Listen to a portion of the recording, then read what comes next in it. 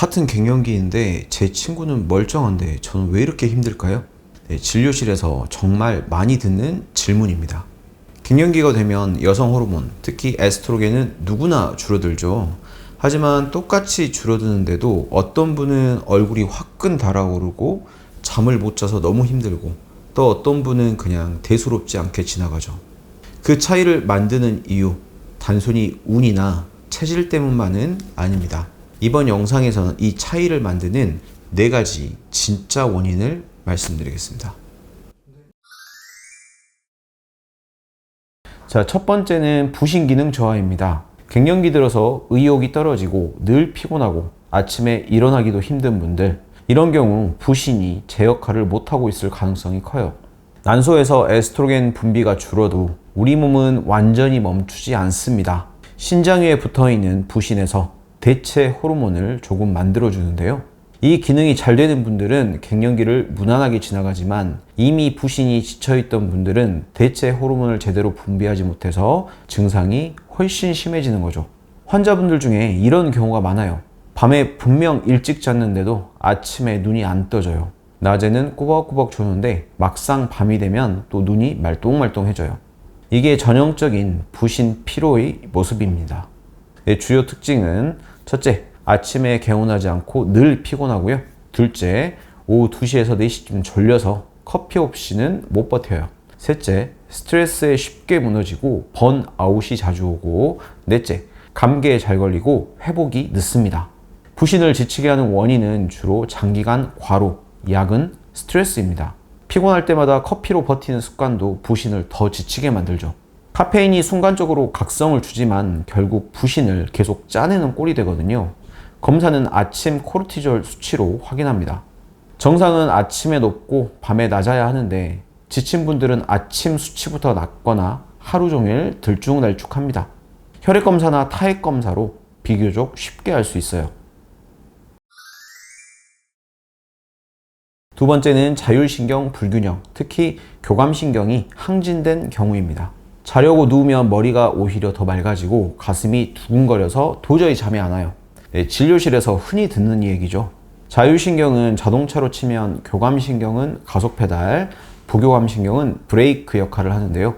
갱년기에 원래 호르몬 변화로 균형이 흔들리는데 여기에 스트레스와 수면 부족이 겹치면 이 브레이크가 고장난 것처럼 가속 페달만 밟힌 상태가 돼버려요. 이것을 교감신경 항진이라고 하죠. 그래서 작은 자극에도 얼굴이 확 달아오르고 가슴이 두근거리고 잠이 안 오는 겁니다. 주요 특징은요. 첫째, 잠들기 어렵고 겨우 자도 자주 깨는 분들. 둘째, 이유 없이 두근거림이 심할 때. 셋째, 기분이 나쁘면 편두통이나 소화불량이 생길 때.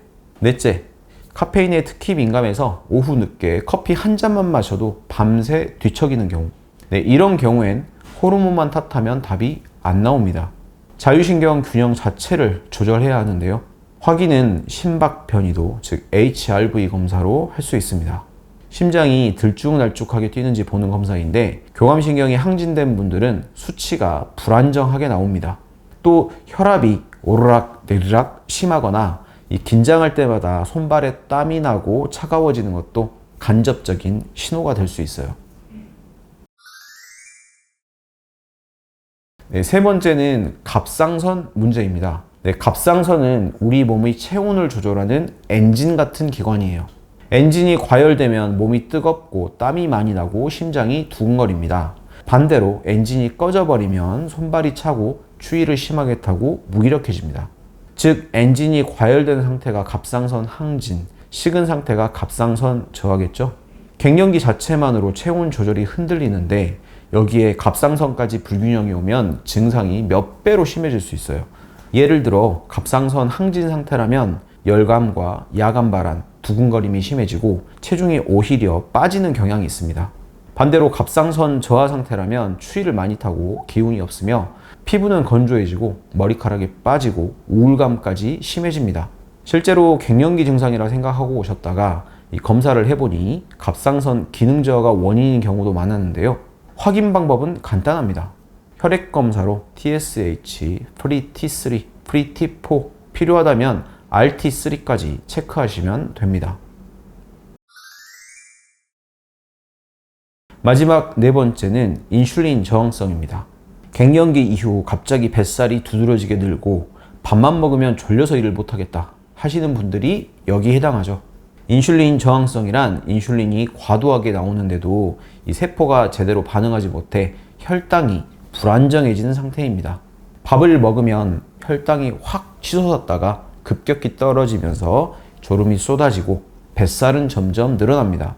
특징을 정리하면 첫째, 밥 먹고 나면 졸리거나 금방 배가 고프고요.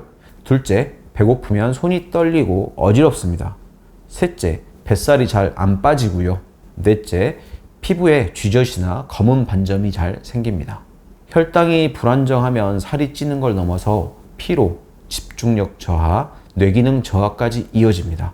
그래서 같은 갱년기라도 혈당이 안정적인 분들은 비교적 가볍게 지나가지만 인슐린 저항성이 있는 분들은 훨씬 더 고생하게 되는 겁니다. 검사는 건강검진에서 단순 혈당만 보면 놓칠 수 있습니다. 반드시 공복 혈당과 공복 인슐린 수치를 함께 측정해서 호마 IR 지표를 계산해야 정확하게 알 수 있어요. 정리해보면요. 갱년기 증상이 힘든 이유는 단순히 에스트로겐이 줄어서가 아닙니다. 부신이 건강한가, 자율신경이 균형을 이루는가, 갑상선이 안정적인가, 혈당 대사가 잘 유지되는가, 이 네 가지 차이에서 갈립니다. 왜 나는 힘든데 내 친구는 괜찮을까? 그 답은 바로 이 네 가지에 있습니다. 갱년기가 힘든 분들은 지금 말씀드린 네 가지 조건부터 꼭 점검해 보시기를 권장드립니다. 자, 오늘 내용 도움되셨다면 구독, 좋아요 부탁드리고요. 저는 20년 이상 여성이 갱년기 증상을 진료하고 있는 김우성 한의사입니다. 끝까지 시청해 주셔서 감사합니다.